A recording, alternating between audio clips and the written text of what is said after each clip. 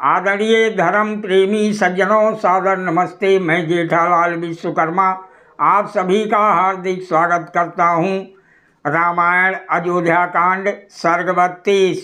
महर्षि वाल्मीकि जी रामायण में आगे कहते हैं कि तब कौशल्या जी ने उत्तम आचरण वाली सीता को हृदय से लगाया और उसका मस्तक सूंघकर ये कहा, जो स्त्रियां पति द्वारा सदैव सत्कृत और सम्मानित होने पर भी विपत्ति काल में पति का आदर सम्मान नहीं करती, वह स्त्रियां अस्ति अर्थात कुलटा कहलाती हैं। कुलटा स्त्रियों का स्वभाव ही ऐसा होता है कि पति की संपन्न अवस्था में सुख भोग कर भी पति की विपन्ना अवस्था में उस पर दोष लगाती हैं और छोड़ भी देती हैं।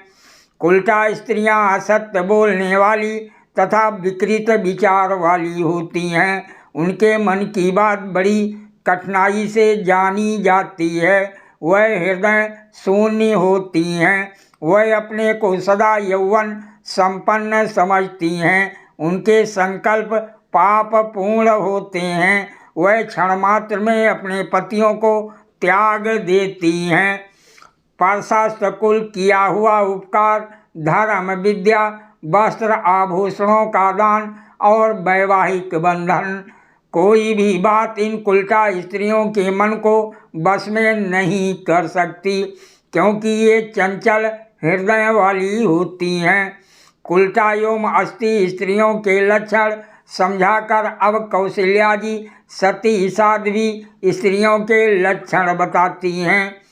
सती साध्वी एवं पतिव्रता स्त्रियां कुल उचित आचरण वाली, सत्य में आस्था रखने वाली, वेद के अनुसार आचरण करने वाली और शांति चित्त वाली होती हैं। ऐसी स्त्रियों के लिए उनका पति ही उनका सर्वस्व होता है।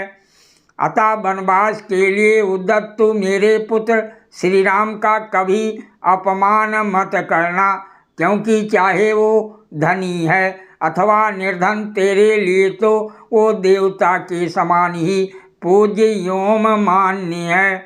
तब सीता जी अपनी सास के इन धर्म और आर्थिक वचनों को सुन कौशल्या जी के समक्ष हाथ जोड़कर बोली, हे आर्य, आपने मुझे जो उपदेश दिया है मैं तद अनुसार ही आचरण करूँगी।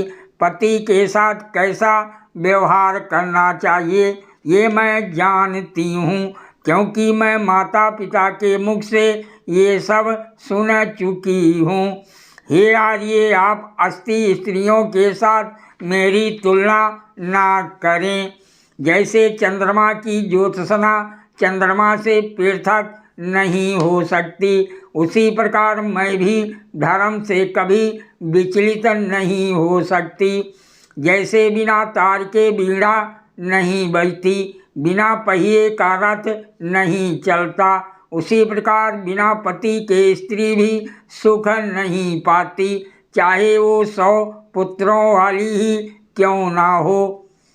पिता माता तथा पुत्र ये सब परिमित सुख के देने वाले हैं, परंतु पति अमित सुख का देने वाला है।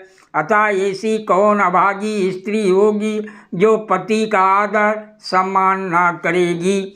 मैंने धर्म के मर्म को जानने वाले श्रेष्ठ लोगों से पतिव्रत धर्म का रहस्य जाना है। ये जानकर कि पति ही स्त्री का सबसे बड़ा देवता है, मैं पति का अनादर कैसे कर सकती हूँ। सीता के हृदय स्पर्शी मनोहर वचनों को सुनकर शुद्धताकरण कौशल्या, जो राम के वनगमन से दुखी हो आंसू गिरा रही थी, सहसा हर्षित हो उठी। तदंतर सब माताओं में सर्वश्रेष्ठा एवं सम्मानिता माता कौशल्या की परिक्रमा कर, अर्थात उनके चारों तरफ चक्कर लगाकर परम धर्मात्मा श्री राम ने हाथ जोड़कर कहा, हे माता, मेरे वनवास से दुखित होकर तुम व्यथित हृदय से कभी पिताजी को दुखी मत करना, क्योंकि वनवास के ये 14 बरस ऐसे कट जाएंगे जैसे सोने में एक रात कट जाती है। सादर प्रणाम। जय सिया राम जी की।